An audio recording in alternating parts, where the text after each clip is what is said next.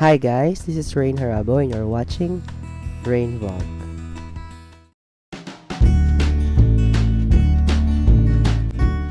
Welcome back to my channel, and if you want to know more about me and my vlogs, just click the subscribe button and follow me.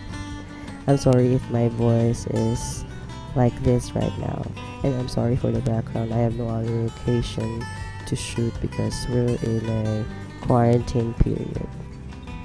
So for this episode, we're going to have a film review of the film adaptation of Cats, which is actually based on the Broadway musical of the same title. Tonight is a magical night where I choose the cat that deserves a new life. Going to the ball could get dangerous. Well, my knowledge of this stage musical is actually fairly limited. I've never gotten around to finding out why it was such a cultural phenomenon, but I have heard the song Memory in passing. So I walked into the screen adaptation of this musical mostly blank. Tom Hooper's film is veritable cornucopia of strangeness and WTF moments that it's really hard to take your eyes off it. This much talk about digital fur is instantly distracting, and the effect never really seems to wear off for the duration. It doesn't help that some characters wear clothes and shoes while others don't for no discernible reason. Ultimately, you're left wondering who decides. It's not the only question that will pop up in your head, mainly because the plot mostly consists of introductions with a very general endgame, which is actually pretty dark once you start to think about it. Still, there are some positives to be appreciated here, such as the newcomer Francesca Hayward's debut. Hayward's repurposed Victoria is the audience avenue into this strange world filled with tiny child mice and dancing human cockroaches. Mind you, the film takes very little time to ease the audience into any of this, so you jumped into the deep end pretty quickly. Thankfully, Francesca's performance is endearing enough to keep you on board if you didn't immediately jump off board.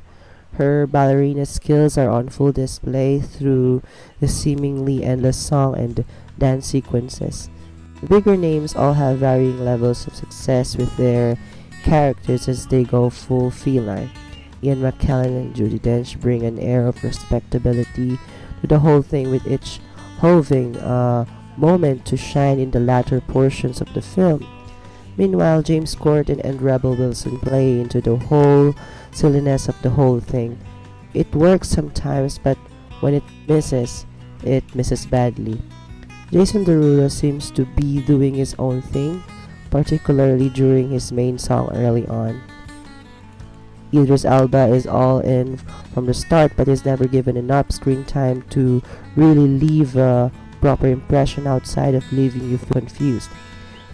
Taylor Swift's cabaret-inspired sequence is lively once you get past her dollar store British accent. For Hudson is given the film's singular song, and you'd be hard-pressed to deny her talent, even though she can't seem to decide what volume to sing the said song at during various attempts. If this all sounds like a strange hodgepodge of ideas and talents, well, it is. At certain points during the film, I wasn't sure if I was actually watching some terribly campy 70s grindhouse musical or an unused portions of legendary Marlon Brando 1996 dumpster fire The Island of Dr. Moreau.